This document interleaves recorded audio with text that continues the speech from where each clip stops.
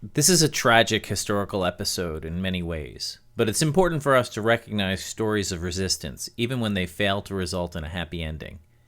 Exhibitions of agency should be inspirational and reminders that our country's history comprises not only those on the supposed winning side, but all of the people. When it comes to Native Americans, that becomes rather complex, as various nations navigated what was in their best interest: relocation, entrenched resistance, coexistence, assimilation, or a combination of those approaches. The Lenape people inhabited the land including modern New Jersey and parts of New York, Pennsylvania, and Delaware. Not long after the French and Indian War, the Treaty of Easton was signed between Anglo-American colonists and Lenape leaders, which resulted in many of the Lenape being relocated westward. Some of the Lenape relocated to Ohio country. Koquetagechton became chief of his people in the early 1770s. He attempted to keep the peace between white settlers and Native American people, but despite his best efforts, Lord Dunmore's War broke out in 1774 between the Shawnee and Mingo nations and Virginia colonists. Koquetagechton, who was nicknamed White Eyes, presumably due to his fair complexion, was undeterred by the failure of diplomacy in this instance. When the American Revolution broke out the following year, he redoubled his efforts to find solutions to help his people. In April 1776, on behalf of the Lenape people, he addressed the Continental Congress. In 1778, he negotiated the Treaty of Fort Pitt with representatives of the United States government.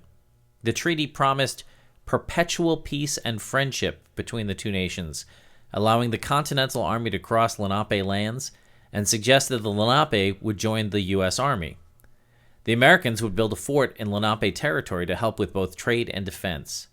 Most strikingly, the treaty provided for the creation of a 14th state to be governed by Native Americans with representation in Congress. This provision is unique in American history. Unfortunately, it never came to fruition. Later that same year, Koquetagechton joined an American expedition in Ohio country. Soon after, a report came back about his death from smallpox. Later, it was learned that he had been assassinated by an American militia officer. Koquetagechton's wife, Rachel Doddridge, was born British, but as a young child had been taken captive by the Lenape. She fully assimilated to their lifestyle and rejected opportunities to return to British or American communities. 10 years after her husband's death, she too was reportedly murdered by white men. They had a son, named after two men, his father and a family friend, the United States government official George Morgan. Young George Morgan White Eyes would fall under the guardianship of Morgan, who convinced the Continental Congress to take financial responsibility for young White Eyes' education. In 1785, he enrolled at the College of New Jersey, today Princeton University. Unfortunately, George Morgan White Eyes' experience at Princeton included some run-ins with the school administration focusing on his behavior, which might well have been colored by learning the truth about his father's death. His guardian stepped in and suggested a change of scenery would be good for the young man.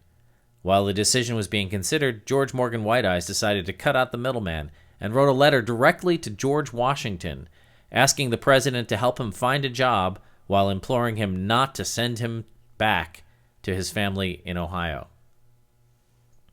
As the months went by, George Morgan White Eyes reconsidered and wrote a second letter to the president, asking to go home. Eventually, he did return to Ohio.